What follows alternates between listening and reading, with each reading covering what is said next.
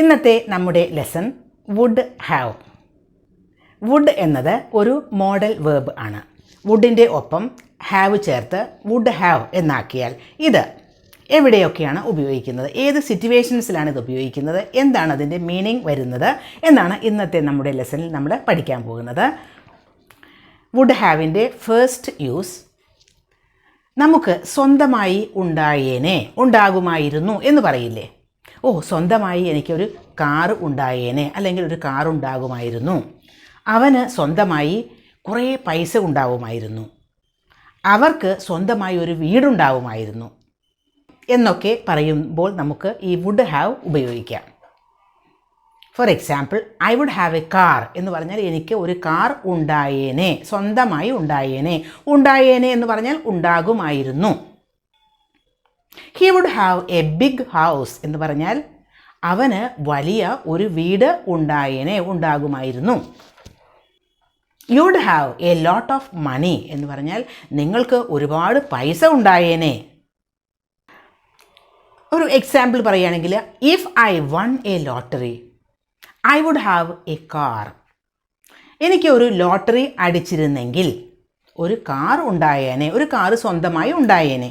അപ്പോൾ ഇത് നമ്മൾ ഇമാജിൻ ചെയ്യുന്നതാണ്. നമ്മുടെ പ്രസൻറ്റ് മൊമെൻറ്റിൽ നിന്നുകൊണ്ട് നമ്മൾ ഫ്യൂച്ചറിനെ പറ്റി നമ്മൾ ഇമാജിൻ ചെയ്യില്ലേ, ഒരുപാട് സ്വപ്നങ്ങൾ കാണില്ലേ.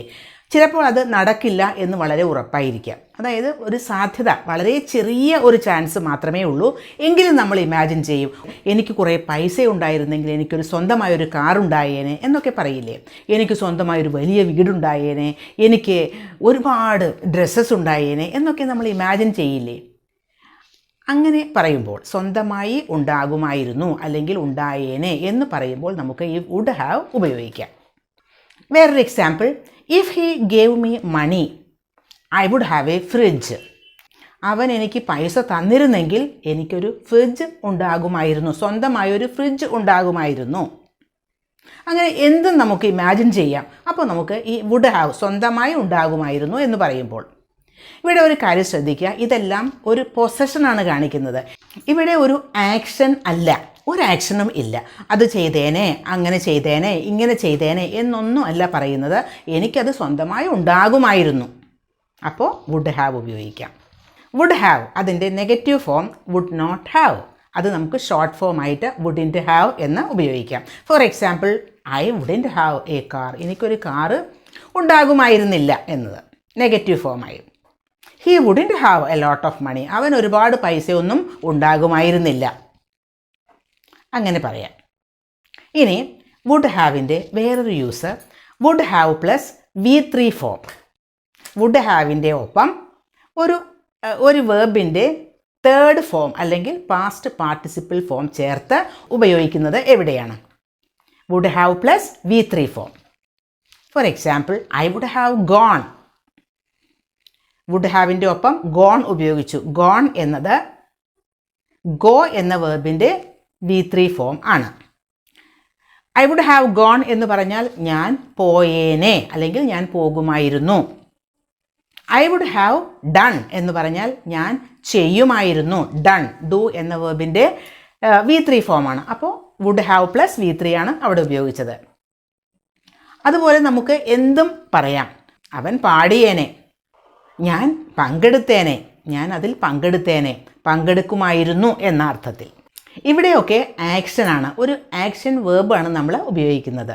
പാർട്ടിസിപ്പേറ്റ്, പങ്കെടുക്കുക, അതിൻ്റെ തേർഡ് ഫോമാണ് നമ്മൾ ഉപയോഗിച്ചത്.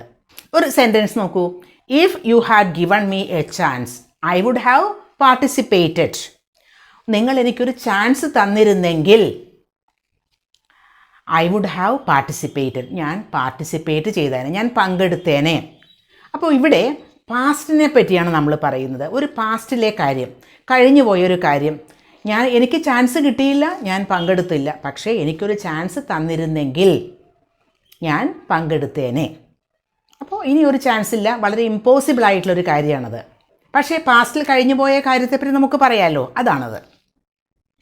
If you had given me a chance I would have participated. അപ്പോൾ ഐ വുഡ് ഹാവ് കഴിഞ്ഞിട്ട് പാർട്ടിസിപ്പേറ്റഡ്, പങ്കെടുക്കുക എന്നാണ് പാർട്ടിസിപ്പേറ്റ്. അതിൻ്റെ V3 ഫോമാണ് participated. If he had sung I would have danced. അവൻ പാടിയിരുന്നെങ്കിൽ, അവൻ പാടിയിട്ടുണ്ടായിരുന്നെങ്കിൽ ഞാൻ ഡാൻസ് ചെയ്തേനെ, ഞാൻ ഡാൻസ് ചെയ്യുമായിരുന്നു.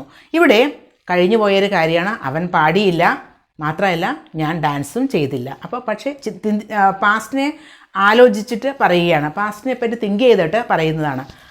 If he had sung I would have danced. ഇത് രണ്ടും നടന്നിട്ടില്ല. അപ്പോൾ ഇവിടെയൊക്കെ നമ്മൾ ഉപയോഗിച്ചത് ആക്ഷൻ വേർബ്സ് ആണ്. പാർട്ടിസിപ്പേറ്റ് ചെയ്യുക, പങ്കെടുക്കുക, അതുപോലെ ഡാൻസ് ചെയ്യുക എന്നൊക്കെ പറയുന്ന ആക്ഷൻ വേർബ്സ് ആണ്. അതിൻ്റെ V3 ഫോമാണ് നമ്മളിവിടെ ഉപയോഗിച്ചത്. ഇനി ഞാൻ അവിടെ ഉണ്ടായേനെ എന്നാണെന്ന് വിചാരിക്കുക.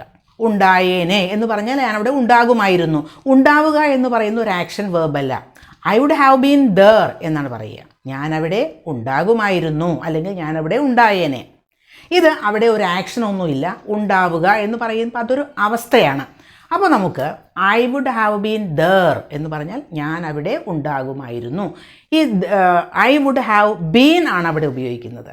ബീൻ എന്നത് അതും ഒരു V3 ഫോം തന്നെയാണ്. ബി എന്ന വേർബിൻ്റെ V3 ഫോമാണ്. കാരണം അവിടെ ആക്ഷൻ ഒന്നുമില്ല, പക്ഷേ അവിടെ ഒരു അവസ്ഥയാണ് കാണിക്കുന്നത്. അപ്പോൾ ബി എന്ന വേർബിൻ്റെ V3 ഫോമാണ് been.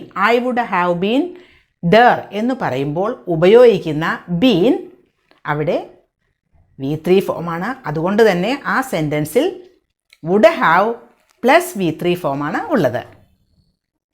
I would have been in the hospital. ഞാൻ ഹോസ്പിറ്റലിൽ ഉണ്ടായേനെ.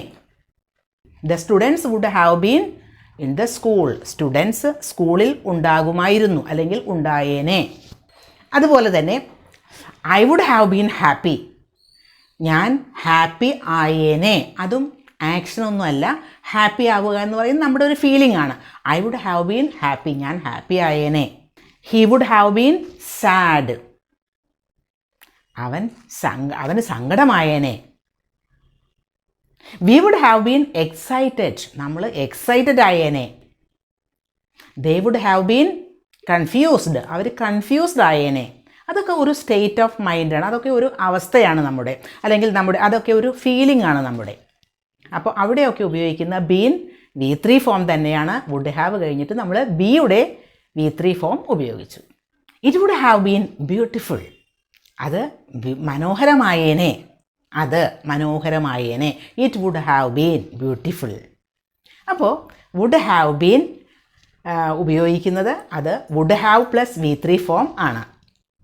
വുഡ് ഹാവ് ബീൻ വേറെ സിറ്റുവേഷൻസിലും ഉപയോഗിക്കാം. അത് എങ്ങനെയൊക്കെയാണ് എന്ന് നമുക്ക് ഈ ലെസണിൽ വേണ്ട. അടുത്ത ലെസണിൽ നമുക്ക് വുഡ് ഹാവ് ബീൻ എന്നതിൻ്റെ ഉപയോഗങ്ങൾ പഠിക്കാം.